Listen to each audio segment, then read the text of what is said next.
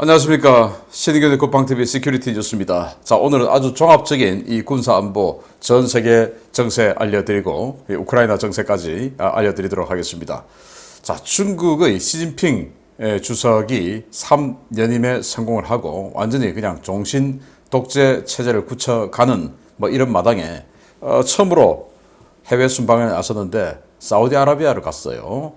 지금 가고 있는 중인데 이 가고 있는 도중에 전용기가 지나가는 그 나라의 모든 나라의 전투기가 대부분인 전투기를 띄워가지고 호위를 해주는 등 뭐 아주 극진히 대접을 하고 사우디아라비아에 가니 14개 아랍 정상들이 사우디아라비아 정상회의 하러 갔는데 14개 다른 나라 정상들이 오는 등 정말 어마어마한 위세를 과시하고 있는데 참 걱정입니다. 자, 이런 소식. 그리고 제가 어제 알려드렸지만 이 폴란드에 우리 K9, K2 자주포와 장갑차가 갔죠. 그래서 안제이 두다 대통령 포함해서 완전히 그냥 뭐 환영 행사를 했는데 우리 방사청장도 갔고 폴란드의 전 포털 매체들이 전부 지금 이 이야기를 다루고 있어요. 극찬을 하고 있는데 어떤 내용인지 한번 보겠고, 자, 그리고 우크라이나가 정말 깡 좋습니다. 정말 뭐 우리 경상도 말로 깡다구 진짜 짱입니다. 이야. 러시아가 자기네들을 공격하려고 이 전략폭격 기기지에서 미사일 장전하고 있으니까 그걸 선제 타격으로 때리고 러시아가 그에 대한 보복으로 이른바의 미사일을 날리니까 그거 다 80% 이상 요격을 해버리고는 또 2시간 후에 또 보복으로 또 때려버렸어요. 이번엔 어디를 때려서 어떻게 됐는지 이번에 완전히 공군기지 박살났는데 보도록 하겠습니다. 대단합니다. 자, 신의균의 국방TV 구독, 알림, 좋아요 눌러주십시오. 3연임을 확정한 시진핑 중국 국가주석이 현지 시각 12월 7일 사우디아라비아를 방문한다는 소식입니다. 무려 14개 아랍 국가 정상들이 시진핑을 보기 위해 사우디에 모인다는데 미국의 아랍 동맹 정말 괜찮은지 모르겠습니다. 시진핑이 사우디아라비아 현지 시각으로 12월 7일 사우디 수도 리야드를 방문해 살만 빈 압둘 아지즈 알 사우드 국왕, 무함마드 빈 살만 왕세자와 정상회담을 가질 예정이라고 사우디 국영 SPA 통신이 현지 시각 12월 6일 보도했습니다. 시진핑의 사우디 방문은 지난 4월과 8월에도 추진되었지만 시진핑의 연임과 내부 권력 투쟁 등 중국 내부 사정으로 연기됐는데요. 시진핑은 현지 시각으로 7일 사우디에 도착해 사흘간 숨가쁜 중동 일정을 소화할 것이라고 사우디 언론은 전했습니다. 주목할 만한 것은 시진핑의 이번 방문에서 어떤 메시지가 나오느냐 하는 것입니다. 잘 알려진 것처럼 사우디아라비아는 최근 오펙 플러스 회의를 주도하며 미국의 석유 증산 요구를 거부하는 등 미국과의 관계가 상당히 악화된 상황인데요. 이런 시점에 사우디를 찾는 시진핑이 사우디와의 관계 변화 등 모종의 메시지를 낼 수 있다는 관측이 쏟아지고 있기 때문입니다. 실제로 사우디는 공항과 이동로 곳곳에 5성 홍기를 배치하는 등 성대한 환영 행사를 준비하고 있는 것으로 알려졌는데요. 사우디는 중국과 에너지, 과학기술, 인프라, 방위산업 등 전방위적인 협력을 크게 강화할 계획으로 전해져 미국과 서방 세계를 긴장시키고 있습니다. 시진핑은 사우디 방문 중 중국 아랍 정상회의와 중국 걸프협력회의 컨퍼런스에도 참석해 중동 국가들과의 전략적 협력 강화를 천명할 예정인데요. CNN과 AP통신이 확인한 참가 예정 아랍 정상은 최소 14명이어서 사실상 거의 모든 아랍 국가들이 시진핑을 보기 위해 사우디를 찾을 것으로 예상되고 있습니다. 이러한 중동 각국의 행보는 최근 급격히 쇠퇴한 미국의 중동 영향력과 중동 전역에 번지고 있는 탈미 기류를 반영하는 것인데요. 미국이 돌아왔다며 동맹 강화를 외치더니 오히려 동맹을 깨고 있는 바이든 행정부, 사우디 등 핵심 동맹국들이 중국의 품으로 달려가는 모습을 보며 지금 무슨 생각을 하고 있을지 궁금해집니다. 야, 정말 대단한 위세입니다. 중국에서 사우디 가는 2000년기 날아가는 경로에 대부분의 나라들이 전투기를 보내서 호위를 해주고 자기들이 이렇게 예고하고 있다 뭐 과시하는 것이죠. 알아달라 이 말이죠. 그리고 물론 시진핑만 보러 오는 거 아니고 중국과의 이 걸프 협력회의 컨퍼런스가 있어서 그렇긴 하지만 어쨌든 14개 정상이 몰려오고 하는 등. 자, 그런데 여기에서 이제 우리가 좀 우려할 것은 빈살만 왕세자하고 협의할 주요 내용이 네옴시티, 그리고 에너지 협력, 그리고 방사능력입니다. 이게 전부 다 우리나라하고 걸리는 거 아닙니까? 그래서 우리나라하고 빈살만 왕세자가 와서 뭐 굉장히 우리가 장밋빛 전망을 내놓고 했는데 이 중국이 시진핑이 직접 가서 네옴시티와 에너지, 방사능력을 논의한다라고 하는 것은 뭐 우리의 파이가 얼마나 뺏겨나갈지, 우리의 예상보다 얼마나 적어질지 참 걱정이 되는데요. 더 걱정이 되는 것은 전통적으로 친서방 정책을 펴왔던 순위파 국가들이죠. 그 순위파 국가의 맹주가 사우디아라비아인데 이 사우디아라비아가 완전히 지금 이 바이든 정부 들어와서 탈미 행보를 보이고 있고 거기에 맹주니까 다른 아랍 국가들도 보조를 맞추고 있는 이 상황. 이집트도 지금 심상치 않죠. 그래서 이런 상황들이 정말 걱정이 되는데 바이든 행정부가 빈살만하고 관계가 틀어진 게 가스쿠지 암살 때문 아닙니까? 그래서 제가 항상 드리는 말이 그거예요. 정치적 올바름 좋죠. 올바른 말 해야 되죠.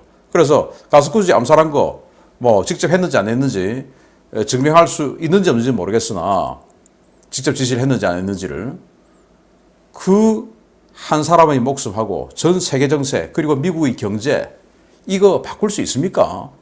그런데 정치적 올바름 그럼 뭐 잘했단 말이죠. 잘못했죠.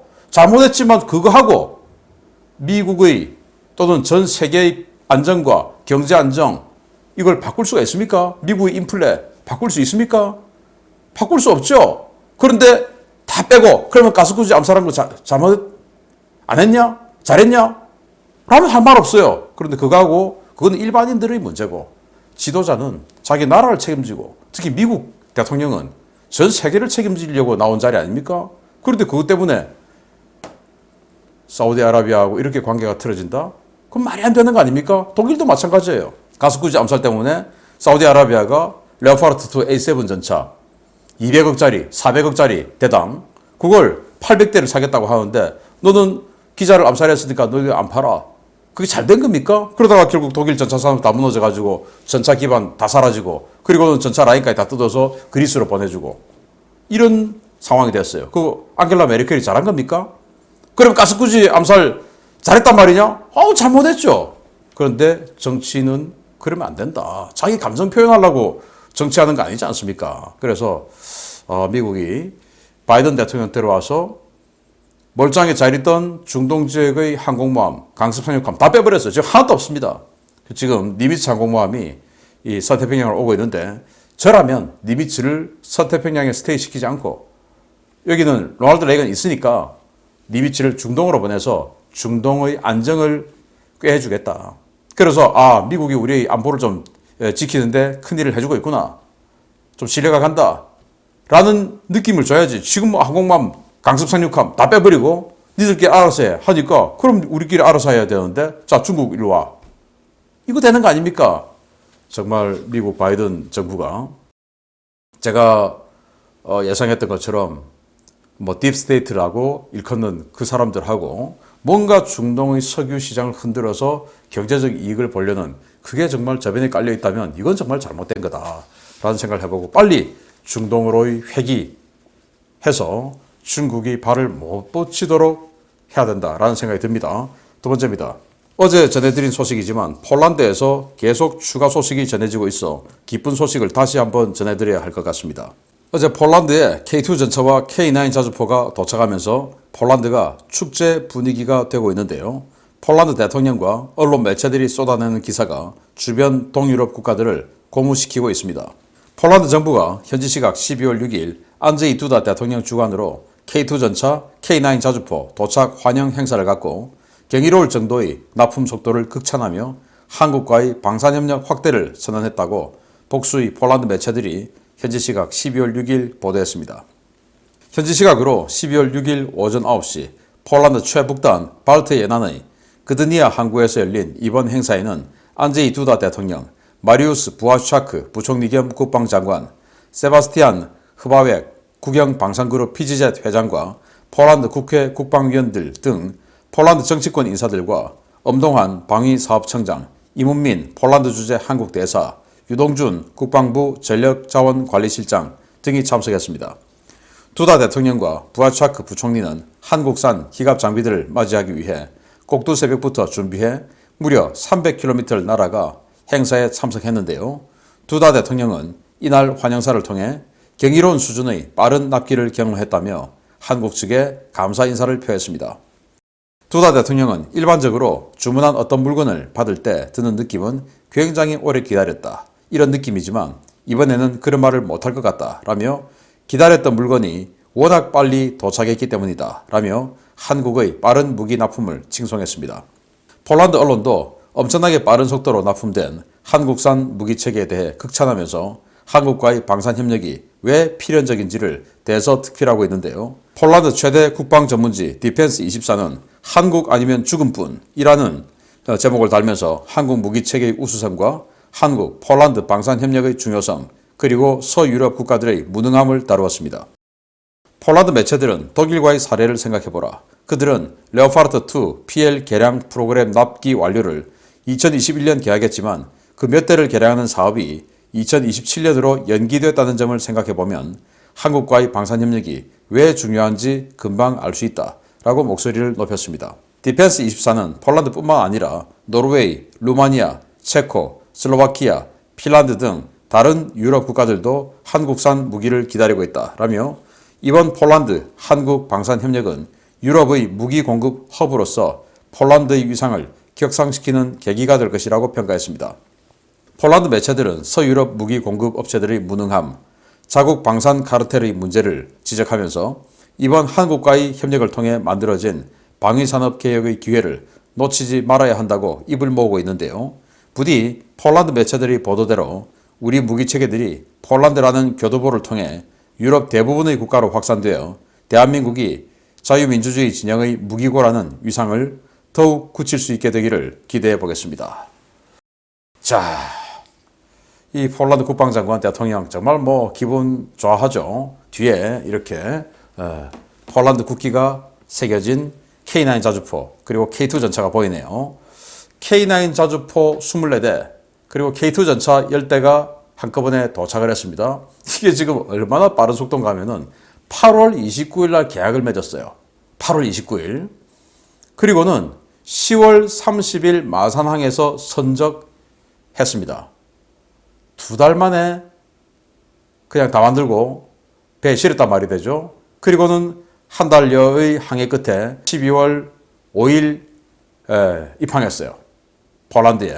그러니까 계약부터 납품까지 이동, 배송 오는 시간이 한 35일 정도 걸렸는데 35, 6일 걸렸죠. 그 배송하는 시간 포함해서 100일도 안 되는 시간 만에 전차 1개 중대 그리고 자주포 4개 포대분이 들어온 겁니다. 정말 경이로운 속도죠. 당연히 한국군 쓰려고 만들어 놨던 그 자주포와 전차의 도색만 좀 바꾸고 그리고 통신 장비 바꾸고 그렇게 해서 납품했지 않겠습니까? 그게 아니라면 있을 수 없는 일이죠. 그러나 어쨌든 정말 어마어마한 속도로 들어왔는데요. 자, 그래서 우리 방위사업청장하고 국방부 인사 다 해서 폴란드 의회의 국방위원들하고 이래서 기분 좋아서 지금 기념사진 찍고 있습니다. 전부 배경은 K9 자주포네요. 자, 이렇게 찍고 있고 또 여기 보시면 K9 자주포와 저 뒤에 K2 전차 보이고 있죠.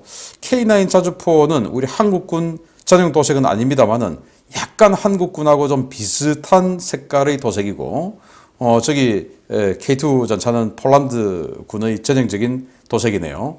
자, 이렇게 갔는데 정말 놀랍게도 여기 이제 디펜스24라고 폴란드의 제일 큰 군사 전문 매체예요. 여기 보시면 오늘자 메인 화면입니다. 여기 지금 9개 기사가 메인 화면에 떠 있는데 그 중에 4개가 K9과 K2 전차의 폴란드 진입, 바로 그 기사예요. 이거 그리고 이거 4개가 K9, K2 기사예요. 이건 이제 미국이 M1A1 전차 중고로 주기로 했다 하는 그 내용이고. 자, 그런데 이 기사를 보면 제가 폴란드어를 그대로 읽을 줄 몰라서 영어 발음을 한다면 이렇습니다. 코리아 알보 스메리릭이라는 이 말로 읽을 수 있는, 영어를 읽을 수 있는 이 말을 번역을 해보니 이게 한국 아니면 죽은 뿐이라는 말입니다. 그래서 이걸 다시 이 기사에 들어가서 이걸 또 번역을 해보니 정말 한국에 대해서 극찬을 하면서, 자, 옆에 있는 독일 봐라. 우리가 2021년에 자기네들이 가지고 있는 레오파르트 2 전차 업그레이드, 레오파르트 2 PL로 업그레이드 하는 계약을 했는데 그 몇 대 된다고 그거 27년까지 해준다 하지 않느냐. 생산도 아니고 업그레이드인데, 그리고 그게 또 27년까지 된다는 보장은 또 있냐. 그러면서 마구마구 비난을 하면서 한국 봐라. 이렇다 지금. 그러니까 우리는 이게 기회다. 그래서 그동안 한국이 폴란드에 팔을 못 붙이도록 하기 위해서 비난을 해왔던 그 방산업체들까지 싸잡아 비난을 하면서, 이 폴란드 국내 방산업체들까지 싸잡아 비난을 하면서 이제 한국의 이런 방산이 인접해 있는 뭐 핀란드, 노르웨이 같은 이 북유럽의 선진국뿐만 아니고 체코, 슬로바키아, 뭐 슬로베니아 이런 나라들 다 지금 한국 무기 기다리고 있죠. 그래서 폴란드가 한국 무기의 유럽 허브가 돼야 된다. 라는 이런 기사를 여기다 써놨어요. 한국 아니면 죽은 뿐이라고 하면서. 얼마나 지금 기분이 좋으면 그러겠습니까? 맞습니다. 폴란드. 제가 봐도, 물론 뭐 우리 한국 육군 거 쓰려고 만들어 놨던 거, 도색 바꾸고 통신 장비 바꾸고 해서 보내준 거임을 누구든지 알 수 있겠죠. 느낄 수 있겠죠. 그렇지만은, 있을 수 없는 속도로 납품을 해준, 이 한국 밖에 어떻겠습니까? 또 한국이나 되니까 자국군 쓰려고 이만큼 만들어 놨죠. 다른 나라는 또 이런 거라도 있습니까? 그러니 계속 이 폴란드의 납품, 경이적인 납품 상황을 지켜보고 있는 다른 나라들, 지금 마음이 급한 우크라이나 전쟁을 보면서 마음이 급한 다른 나라들 부디 한국제 무기를 다 선정해 주기를 바라고, 폴란드가 완전히 유럽의 선봉장으로서 한국 무기 총판으로서 활약을 해주기를 기대합니다. 기분 좋습니다. 다음 소식입니다. 우크라이나가 러시아 전략폭격기 기지 2곳을 강타하고 러시아가 이에 대한 보복으로 이른바의 미사일을 발사하자 우크라이나가 또 러시아 공군기지를 공격했습니다. 이번에는 쿠르스크주 소재의 공군기지인데 기지로서의 기능을 당분간 상실할 정도의 큰 피해를 입었다는 소식입니다. 우크라이나가 수미주 국경으로부터 약 110km 떨어진 쿠르스크주의 쿠르스크 보스토치니 공군기지를 드론으로 공격해 다수의 연료 탱크와 경락고를 파괴했다고 복수의 오신트 소식통이 현지 시각 12월 6일 리포트했습니다. 이날 공격은 12월 6일 새벽 우크라이나가 러시아의 엥겔스 공군기지와 디아겔레보 공군기지를 드론으로 타격해 폭격기 몇 대를 파괴하자 오후 2시를 전후에 러시아가 70여 발의 미사일을 쏜 것에 대한 보복 성격으로 이루어졌는데요. 이번에도 투폴레프 141 정찰 드론을 개조한 자폭 드론이 공격에 동원된 것으로 전해졌습니다.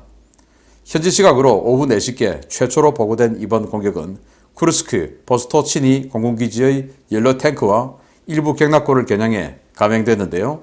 이 공격으로 지상에 주기된 전투기 몇 대가 파괴되고 기지 내부 대형 유류고가 전소되는 등 심각한 피해가 발생했습니다. 로만 스타로보이 쿠르스크 주지사는 우크라이나의 드론 공격으로 쿠르스크 공항의 석유 저장고에 큰 화재가 발생했으며 관내 모든 소방 전력을 동원해 화재를 진압하고 있다라고 발표했습니다.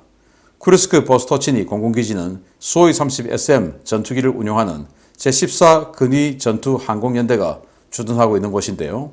최근에는 탐보프주 제르데프카 공군기지에 주둔 중인 미그-29 전력도 전진 배치되어 우크라이나 침공 작전을 지원해온 기지입니다. 이 기지는 우크라이나 국경에서 불과 110km 떨어져 러시아군의 다층 방공 시스템의 보호를 받는 기지였는데요. 쿠르스크주 전역을 방어하는 S-400 장거리 방공 시스템과 부크 M2 중거리 방공 시스템, 토르 M2와 판칠 S1 방공 시스템이라는 복합 방공 시스템이 가동 중이었음에도 불구하고 러시아군은 우크라이나군 드론 공격을 막아내지 못했습니다. 러시아의 이 같은 방공 구멍은 같은 날 우크라이나가 70발의 미사일 중 61발을 요격했던 것과 극명하게 대조되며 러시아 밀 블로그와 강경파 인사들의 거센 비판을 사고 있는데요. 카탈로그 데이터로만 세계 최강인 방공 전력에 도취되어 곳곳에서 뻥뻥 뚫리고 있는 러시아군. 아무래도 전쟁이 끝난 뒤 방산 수출은 기대하기 어려울 것 같습니다.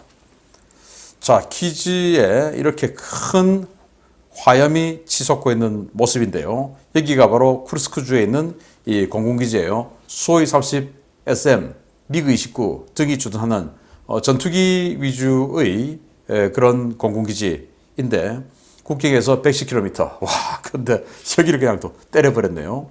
이게 어떻게 됐냐? 제가 어제 알려드렸던 것처럼 이 러시아가 폭격기들의 순항미사일을 계속 장착하고 있는 것이 위성과 미국의 정찰 자산에 찍힌 겁니다. 그래서 제가 지난 금요일 날 이번 주말쯤에 대규모 공격이 또 미사일 공격이 있을 것 같다. 왜냐? 지금 폭격기들 이렇게 저렇게 지금 미사일을 장착하고 있다라고 알려드렸던 바가 있죠. 그런데 그걸 우크라이나가 월요일 날 새벽에 선제 타격에서 때려버린 겁니다. 만약에 그 때려버리지 않았으면 한 200발 정도 또 공격을 받았을 수가 있죠. 그래서 새벽 6시에 때리니까 러시아가 여기에 대한 보복으로 여기에 살아남은 피해를 입지 않은 폭격기들 전부 다 동원해가지고 보복 공격을 그날 오후 2시에 한 겁니다. 70발을 쐈죠. 그 중에 70발 중에서 61발을 우크라이나는 요격을 해버린 겁니다. 9발만 어딘가에 가서 이제 맞아서 터진 겁니다. 그리고는 불과 2시간 후에 우크라이나는 다시 이 전투기 공군기지를 때려버린 겁니다. 보복에 보복을 또 해버린 거죠. 정말 뭐 깡이 이루 말할 수 없이 좋은데요. 이야, 그 우크라이나가 때린 그 시점에 이 기지 상공을 지나던 위성이 촬영한 이 쿠르스크의 공군기지 모습인데요. 여기 보시면 화염이 정말 하늘 끝까지 지금 올라오고 있습니다. 정말 어마어마하게 올라오고 있죠. 이런 상황까지 위성에 바로 그냥 실시간으로 지켜버렸고, 자, 이게 오후 4시에 저렇게 때렸는데 야간까지 지금 유폭이 일고 있는 모습이에요. 그러니까 이 연료기지, 연료탱크 이런 데가 계속 옮겨 붙으면서 유폭이 계속 일어나는데 야간까지 아주 깜깜한 밤인데 이때까지 이렇게 유폭이 일어나고 있는 상황. 와, 정말 여기에 뭐가 있냐? 수호이 30 SM입니다. 수호이 30 중에서 최신 개량형이죠. 수호이 35나 마찬가지다라고 주장하는 수호이 30 SM 대거 주둔하고 있고, 그리고 다른 기지에 있던 미그 29가 미그 29 항속거리가 짧으니까 이 전진 국경에서 불과 여기는 이제 110km밖에 안 떨어져 있으니까 여기로 전진 배치되어 있는 미그 29 이렇게가 배치되어 있는 기지인데 완전히 그냥 박살 내버렸습니다. 자, 그래서 기지 위치를 보면 여기가 엥겔스 기지, 완전히 그냥 그 투플레프 95 베어 전략 폭격기, 그리고 투플레프 160 블랙잭 전략 폭격기 다 해서 뭐 한 10여 대 피해를 입었죠. 2대는 그냥 대파됐고 여기, 그리고 또 여기는 백파이어 폭격기를 포함해서 전투기까지 이렇게 있는 곳인데, 여기도 보시면 백파이어 폭격기 완전히 뒷부분 다 뜯겨 나간 거 제가 아침에 보여드리지 않습니까?